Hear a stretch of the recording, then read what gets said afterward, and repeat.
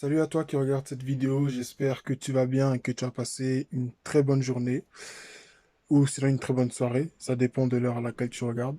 Mais le message que je voulais t'adresser aujourd'hui s'intitule Je n'ai pas d'amis. Je n'ai personne avec qui marcher, je n'ai personne avec qui me retrouver dans un restaurant quand je veux sortir.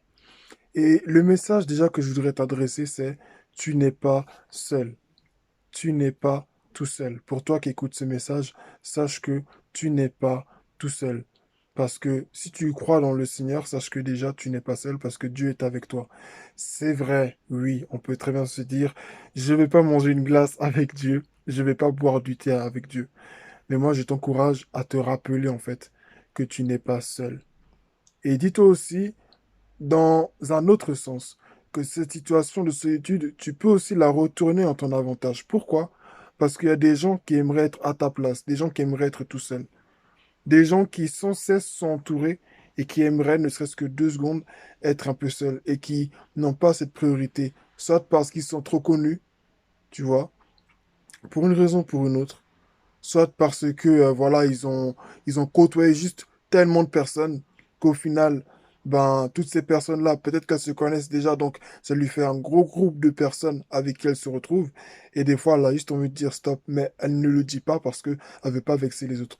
Donc moi, je t'encourage, pour toi qui écoutes cette vidéo, qui croit en Jésus, sache qu'en fait, tu n'es pas seul. Dieu est avec toi. Oui, c'est vrai, je te comprends parce que j'ai ressenti la même chose. Des fois, on aimerait bien être avec des gens, on aimerait bien être accompagné de personnes. Mais sache aussi que Dieu fait chaque chose en son temps, tu vois. Dieu fait chaque chose bonne en son temps. Ne te presse pas pour aller courir après des gens. Peut-être que, par exemple, on va dire, tu as cherché à avoir des amis. Voilà, tu as cherché à forcer des amitiés et tu as vu au final que ça n'a pas marché. Pour une raison ou pour une autre. Et aujourd'hui, tu te demandes, mais pourquoi est-ce que j'ai pas d'amis? Si Dieu ne permet pas à ce que tu en aies, c'est pour une raison bien particulière. Peut-être qu'au final, ce n'est pas... peut-être qu'au final, dans les relations même que Dieu permettra que tu aies, ce n'est pas plus toi qui vas recevoir, mais c'est les autres qui vont recevoir au travers de toi. Et peut-être même que dans ta solitude, Dieu va aussi te former, tu vois. Par exemple, Moïse, au départ, quand il part d'Égypte, quand il se retrouve chez Madian, la Bible ne nous dit pas qu'il a un ami avec lui, avec qui il est, avec qui il cause. C'est vrai, il va se marier avec Séphora, avec sa femme. Mais ça veut dire un ami homme avec qui il va parler de ses projets, avec qui il va vaquer à ses occupations. Il n'y en a pas, tu vois. Mais cependant, dans sa solitude, Dieu va le conduire dans sa présence. Tu vois, dans Exode chapitre 3, Dieu conduit Moïse à rentrer dans sa présence. Et quand Moïse est dans la présence de Dieu, là, il connaît sa mission. Là, il sait ce qu'il a à faire. Et il découvre en fait que, bah, en fait, il a beaucoup plus à apporter qu'il ne pouvait l'imaginer. Même lorsqu'il a voulu essayer d'apporter, ce qui rejoint le message que je t'ai donné que je viens de te dire tout à l'heure, en parlant de, tu as voulu forcer des amitiés, mais ça n'a pas marché. Moïse aussi, avant de rencontrer Dieu, Moïse, il a voulu délivrer un esclave qui était en train de se faire maltraiter par un chef égyptien. Mais au final, il a tué cet homme-là et il a fui d'Égypte. Tu vois, il a raté son coup et il a fui d'Égypte. Tu vois. Mais lorsque il était seul, encore une fois, dans le désert, et que Dieu l'a attiré dans sa présence, et que Moïse a écouté la voix de Dieu, bah en fait, quand il est reparti en Égypte, il n'est pas reparti seul. Non seulement il n'est pas reparti seul, mais en plus il est reparti pour devenir productif en fait dans ce qu'il allait accomplir. Donc sache que Dieu, dans ta solitude, veut faire de toi quelqu'un de productif. Il veut te révéler qui tu es, il veut te révéler qui il est, afin que toi tu saches qui tu es, pour que tu saches ce à quoi tu es appelé. Donc prends le temps, ne te presse pas. Même si tu vas avoir, je sais pas moi, une petite copine, un petit copain, laisse Dieu faire les choses. Déjà, un chrétien n'est pas censé avoir un petit copain, une petite copine. Parce que la personne avec laquelle on chemine, on est censé normalement se mettre avec quelqu'un avec qui on prévoit vraiment de s'unir pour la vie. Maintenant, voilà, on peut se tromper. Enfin bref, c'était une parenthèse. Mais quoi qu'il en soit, ne te presse pas. Ne cours pas après les hommes, ne cours pas après les femmes. Laisse Dieu faire les bonnes choses en son temps. Dieu veut te préparer. Ne cours pas. Beaucoup de personnes ont voulu se marier, ont voulu vite avoir quelqu'un à leur côté avec qui marcher. Et au final, étant dans cette relation, ils se sont rendu compte au final que c'était une relation toxique, que s'ils auraient même prié plus ben peut-être que ça ne se serait pas passé comme ça. Donc, prends courage, prends le temps. Avant de dire je vais cheminer avec quelqu'un aussi, parce que là j'ai parlé de l'amitié, mais aussi même dans le domaine du mariage, tu dois être patient. Laisse Dieu t'éprouver. Laisse Dieu te former. Laisse Dieu t'enseigner. Laisse Dieu se révéler à toi. Prends du temps pour le Seigneur. Dans ta solitude, profite à fond. Prends l'élan que tu dois prendre.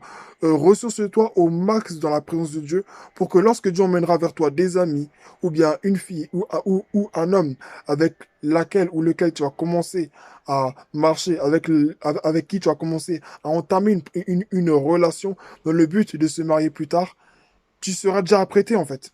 Parce que dans ta solitude, bah, en fait, tu auras appris à écouter Dieu. Tu auras appris à savoir ce que Dieu attend de toi. Donc, prends le temps. Écoute Dieu, prends le temps. Moïse a pris le temps d'écouter Dieu. Abraham voulait Isaac, mais il n'a pas eu Isaac tout de suite, tu vois. Donc Abraham, c'est vrai, en tant qu'homme, c'est vrai, il avait certainement Sarah, mais il pouvait aussi se sentir seul. Et il avait peur aussi, tu vois, que ses richesses, tu vois, retombent entre les mains d'un étranger, en tout cas de son serviteur Eliezer. Tu vois, donc Abraham aussi en tant qu'homme, il pouvait aussi quelque part un peu se sentir seul, même s'il avait ses serviteurs, il pouvait se sentir seul. On a aussi le cas aussi de Adam dans le jardin d'Éden, qui se sentait seul, tu vois, qui se sentait seul, même s'il y avait les animaux, il se sentait seul.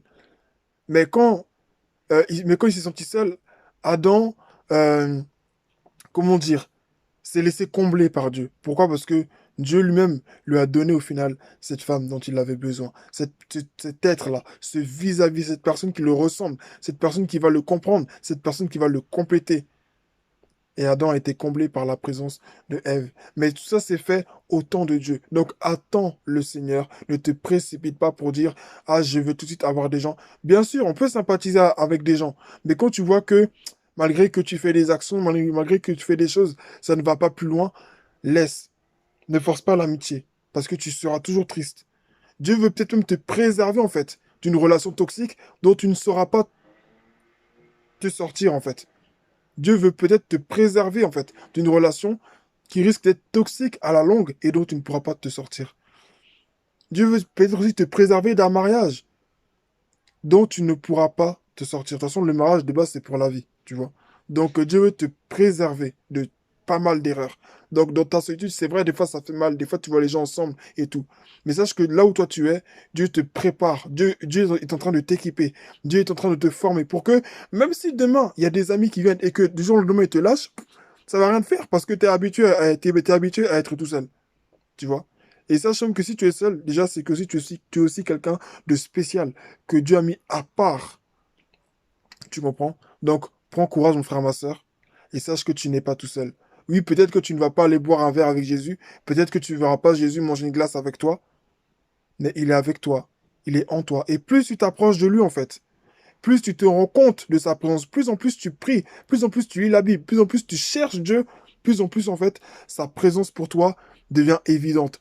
Plus en plus, en fait, tu le cherches, plus en plus tu le pries, et plus en plus, en fait, tu deviens conscient progressivement de plus en plus qu'il est réellement avec toi. Tu l'entends te parler, tu lui parles, il te répond, tu lui poses une question, il te répond, et en fait, c'est une relation vraiment interactive. Il y a une réciprocité qui se crée entre vous deux, et tu vois en fait vraiment que tu n'es pas seul. Mais si tu ne cherches pas Dieu dans cette solitude, si tu ne cherches pas à aller t'abriter dans la présence de Dieu, tu vas courir vers des gens, tu vas courir vers des personnes, tu vas faire une grossière erreur, et au final, tu risques de le payer très cher. Donc, prends le temps de chercher Dieu. Ne te précipite pas, parce que tout le monde fait ça, donc moi aussi je vais le faire. Parce que tout le monde va là-bas. Non, non, non. Les gens qui font ça, tu sais pas sur quoi ils s'appuient. Tu sais pas les problèmes qu'ils ont rencontrés pour arriver là ensemble. Tu sais pas c'est quoi le roc, je vais dire ça comme ça, qui soutient leur amitié. Tu vois? Peut-être que certaines amitiés, tu les vois, ils rient ensemble, mais peut-être qu'en réalité, à l'intérieur, il y a beaucoup d'hypocrisie.